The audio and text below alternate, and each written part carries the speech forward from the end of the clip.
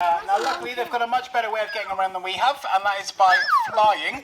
And they've got a pretty impressive set of wings to help them, so hopefully they'll show those off for us. So Tango, you ready? Can you do big wings? Good boy.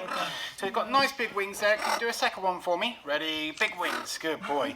So it's got nice big wings to help him fly, but once he's landed in a tree then guys, they are also very, very good climbers. And they've got very specialised feet to help them with that too. So Tango, can you give these guys a little wave for me? Good boy. So you'll notice guys that Tango, he has got 4 toes, but unlike you and I, he has got 2 toes at the front and 2 toes at the back. So he has got something called zygodactyl feet, which basically means gripping feet. Okay, so he can make this shape with them, just like we can do with our hands, and he can use them to grip onto things. And in fact, his grip is so good guys, that he can even use them to hang upside down. So very, very good grip indeed. Now here in Ireland, that makes for a pretty cool party trick, but in the wild, he would still be exhibiting these sort of behaviours, because this is how he'd be primarily reaching his food. Because the main diet for a parrot would be fruits, nuts, seeds, vegetation, all sorts of things like that growing in the trees, but they may be growing on the little spindly branches that might not necessarily take an animal's weight. So by dangling down from the bigger branches above, he can reach them when other animals might not be able to. Now once he's got his food guys, he has got a pretty impressive beak there, and so a parrot's bite is incredibly strong. In fact, Tango's bite is as strong as any dog's bite in the world, and about half as strong as a lion's bite. That's a pressure of between 500 and 700 pounds per square inch. So if Tango really wanted to, guys, he could very easily bite someone's finger off. Now, luckily for us, though, guys, Tango is not a carnivore, so the real reason for having such a powerful bite is for getting into the nut part of his diet. So if I give him this whole peanut here, if you watch him, guys, you'll see he'll hold the peanut in his foot using like a hand, cracks open the shell super easily. Then if you watch him, guys, once he's got the peanut out, you'll see he'll start rolling that peanut around in his beak, and all of that red skin there is getting peeled off and falling to the floor. And that's because the red skin to a parrot, it doesn't taste particularly nice, so it's just like us. When we eat an orange or a banana, we peel off all the skin there. Now we do that with our hands. Tango, however, does it with his tongue. Now that's because his tongue is actually about as strong as our thumbs, and unlike our tongue, it also has a bone inside of it as well. So it actually acts more like a finger really inside the mouth, being able to maneuver things around, and in this case then guys, using the sharp edge of the beak to peel off all of the skin. Now along with all this, Tango's got this nice long tail feathers. Those help him with his balance. So in the rainforest, if it does start getting quite windy and the branches start swaying, Tango doesn't fall off. They'll also help him while he's flying as well. So it basically acts like a rudder on a boat, helping him to steer in different directions. The other thing that Tango's got, guys, are these amazing colours. These really bright blues and yellows there. A little bit of green on top too.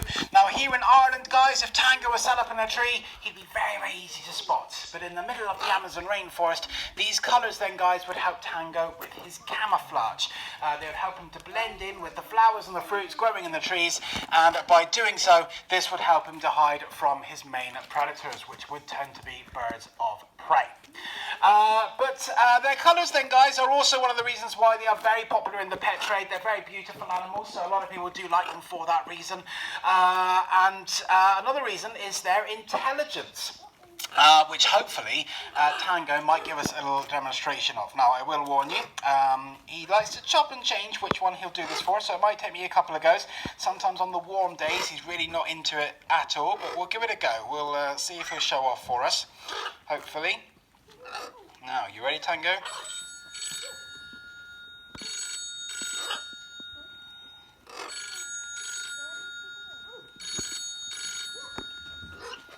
Not that one. Should we try this one?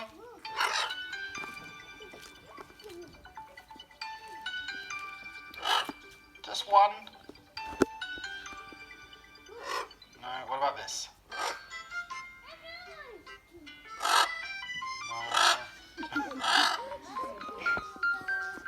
Oh, my legs hurt. Come on, just one, please.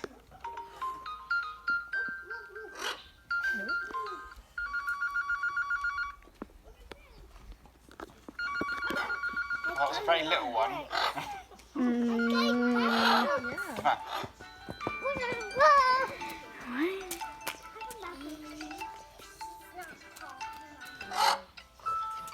almost finished. Oh, come on, just one, please. I might have to give up on this one. No. Stubborn.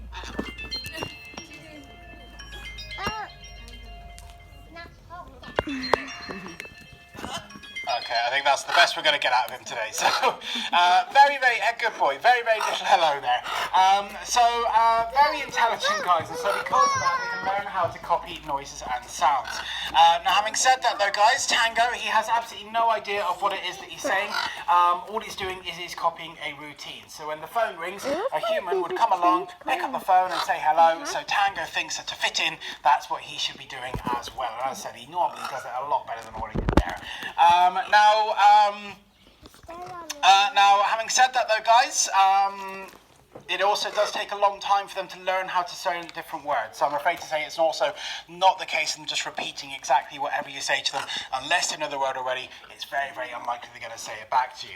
But their intelligence then, guys, is unfortunately also the reason why we don't recommend these guys as pets. Because having a pet parrot is essentially the same as having a 4-year-old child.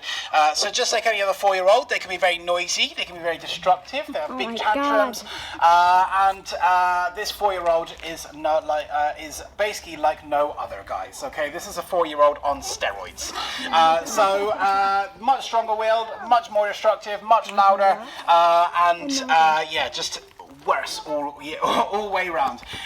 The other problem is that this 4-year-old child will potentially be in your life for about 70 to 80 years, because that's their average lifespan. In fact, the oldest macaw has actually lived to 106 years old. So they are a lifelong commitment. And so although a lot of people like the idea of these guys as pets, in practicality there are very few people that mentally have the strength to be able to put up with a child for the rest of their lives.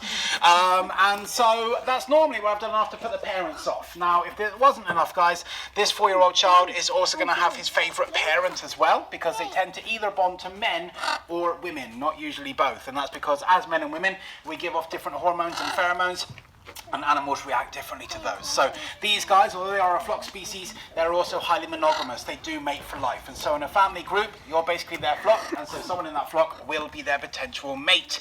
Now the trouble comes though, guys, if say they bond to a husband or wife or girlfriend, boyfriend situation, obviously you already have a partner, so any displays of affection, such as hugging, kissing, anything like that, will be considered as cheating by the parrot, because as far as he's concerned, you're its mate, and so your partner will be seen the same way as a rival parrot vying for your attention.